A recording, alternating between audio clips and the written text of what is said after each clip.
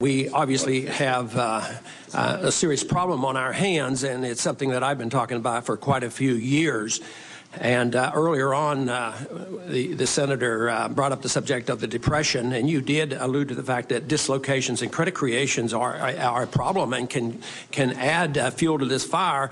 But at times, I don't think you follow those rules very well. I mean, even though you recognize that's the case, because I think understanding the Depression is one of our problems, or the lack of understanding of the Depression, because generally most of what people are taught these days is that it was a lack of credit in the 30s that caused the prolongation of the Depression. They never talk about the excessive credit and the misallocation and the malinvestment of the 20s that precipitated the bubble that had to be corrected. And then in the Depression, what did we try to do? We tried to fix prices, which is exactly what we're doing now. We would not, in the Depression, allow wages to go down, and we said, well, the price of farm products has to stay up. So in doing that, we plowed crops under, and people were starving. And I don't think we've gained a whole lot of wisdom since we were plowing under crops to keep prices up. Because now we're talking about illiquid assets. And we're talking about price fixing. And we're talking about somebody in the government, in the Federal Reserve and Treasury, who does prices. Now, the Austrian School of Economics, which has been around a long time, they predicted the Depression, they predicted the 1970s, the breakdown of Bretton Woods, they predicted all that's happening today. Their key point is, don't mess around with prices, because if you do, you become socialistic. And this is why Mises predicted the failure of socialism and why it did fail. But here we are in price fixing again. You say that part of your mandate is price stability, but I hardly think price stability comes by price fixing. But the idea of you taking an illiquid asset, for the most part, most illiquid assets are illiquid because they're not worth anything. And if somebody has a house that they bought for $4 million, it goes up to $5 million, he wants to sell and nobody buys it, that's really not an illiquid asset. If he takes it down to 1, he might sell it. But people aren't smart enough. The Federal Reserve's not smart enough. Treasury's not smart enough. Congress is not smart enough to know what prices are. So I think that is the greatest danger of what we're doing here is we're price fixing, and that is what I'm convinced that prolonged the Depression in the 1930s, because we got into that. And this whole idea of credit creation, we've already created $700 billion worth of credit because of the interference and the involvement in the markets already. And here we're coming along with another $700 billion.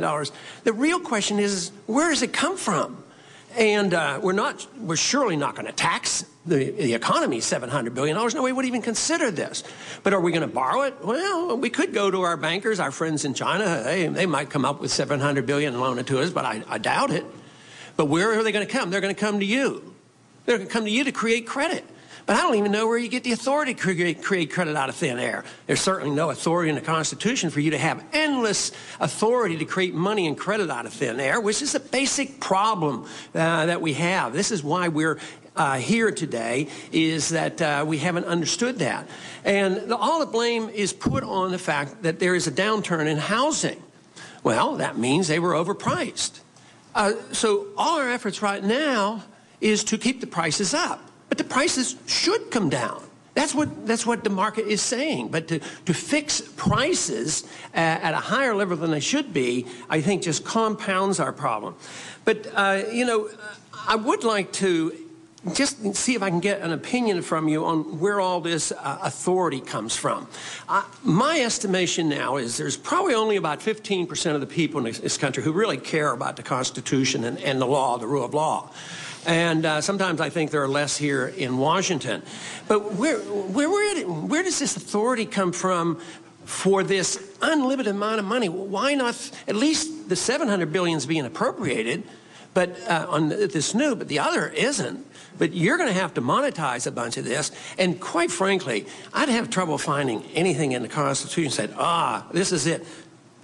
You know, this particular paragraph says, the Congress has the right to buy up illiquid assets. Could you comment on this authority and the basic fundamentals of when we're going to address this? If we don't, we can't solve the problem of inflation with more inflation. Thank you, Congressman. First of all, I actually agree with you about the price fixing in the Depression. I think there's a pretty wide consensus that the National Recovery Act and the fixing of wages and prices was a counterproductive step, and I agree with you there. On whether prices are being fixed for these securities, the intention is to use market-based mechanisms, auctions and other things, to try to discover what the true prices are, or at least something approximating a market price. It's not going to be price setting in that respect, as I understand it. I would note about the Depression that one has to balance concerns about intervening in financial markets with concerns about macroeconomic stability.